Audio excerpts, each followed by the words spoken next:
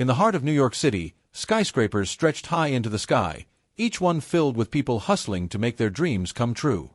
Amid the chaos of deadlines, traffic, and constant pressure, one man stood quietly apart from it all. His name was Ethan Parker, a 32-year-old software engineer who had discovered something many overlooked. He was genuinely happy being single. Ethan wasn't bitter, lonely, or broken from heartbreak. He wasn't hiding from relationships or blaming the world for his circumstances. Instead, he had found a rhythm in life that gave him joy, peace, and fulfillment. He invested in his career, traveled to new cities, explored hobbies he had once abandoned, and built strong friendships. But in a world where relationships were often viewed as the ultimate measure of success, Ethan's happiness as a single man raised eyebrows.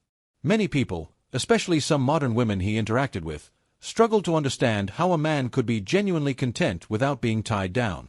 It all started one spring afternoon. Ethan was sitting at a cafe near Central Park, sipping on his favorite caramel latte and reading a book.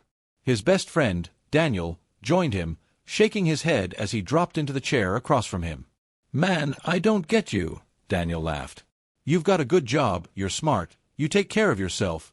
Why aren't you out here chasing a serious relationship?" Ethan closed his book slowly, smiling. "Because I'm not chasing. I'm building. There's a difference. I'm not against relationships, but I'm not dependent on one to define my happiness. If someone amazing comes into my life, great. If not, I'm still good." Daniel grinned, though he clearly didn't fully understand. "You know, a lot of women get uncomfortable when they see guys like you. It makes them question why you're so content without what they think you should want." That comment stuck with Ethan. He had noticed it too. At work, some of his female colleagues often teased him. "You'll change your mind one day," they would say. "Deep down, you're just lonely," another added. But Ethan wasn't lonely. In fact, his life was filled with purpose. He volunteered at a local community center, teaching kids coding. He spent weekends hiking, playing guitar, and attending workshops. He wasn't wasting his time, he was using it wisely. The story of Ethan's contentment began spreading unintentionally. During a work event, his team had gathered at a rooftop restaurant. Conversations shifted from projects to personal lives. A coworker asked, "So Ethan, when are you settling down? You can't stay single forever." Ethan simply smiled. "Why not? Being single isn't a punishment. It's freedom. I have the time to grow, learn, and explore. If the right person comes, wonderful. If not, I still live a meaningful life." That remark stirred something in the group. Some of the men nodded thoughtfully, but several women frowned. For them, it was unsettling. Modern culture often painted men as desperate for companionship, needing validation from a relationship. But Ethan flipped that idea on its head. He was proof that a man could build his life around values, goals, and joy without waiting for someone else to complete him. Soon, conversations among his peers became more intense. Some women voiced their concerns directly. "Men like you are dangerous to the dating world," one said. "If more guys decide they don't need relationships, women will lose their power." Another added, "It almost feels like rejection, even though you're not rejecting anyone specifically. You're rejecting the system we've been taught to believe in." Ethan never argued aggressively. Instead, he kept explaining calmly, happiness isn't about rejecting relationships. It's about choosing not to depend on them for your identity. Outside of work, Ethan's philosophy started inspiring others. He created a blog where he wrote about self-development, financial independence, mental health, and the value of personal growth. His entries weren't anti-relationship. Instead, they encouraged men to build themselves first, to love who they were before expecting someone else to love them. His posts began attracting attention. Young men from across the country commented, "Man, I thought something was wrong with me for not wanting to rush into marriage.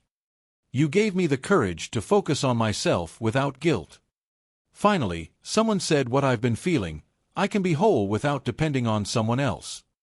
But along with praise came criticism. Some women accused Ethan of promoting selfishness. "You're teaching men to avoid commitment," one message read.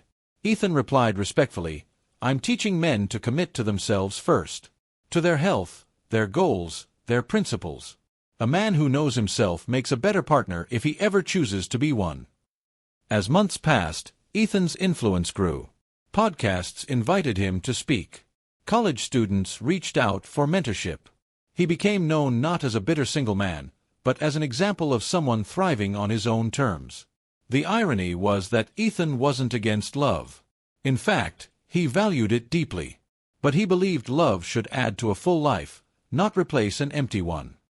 He often told his readers, "Don't chase a partner out of fear of being alone. Build yourself so that if love comes, you can give it freely instead of desperately needing it."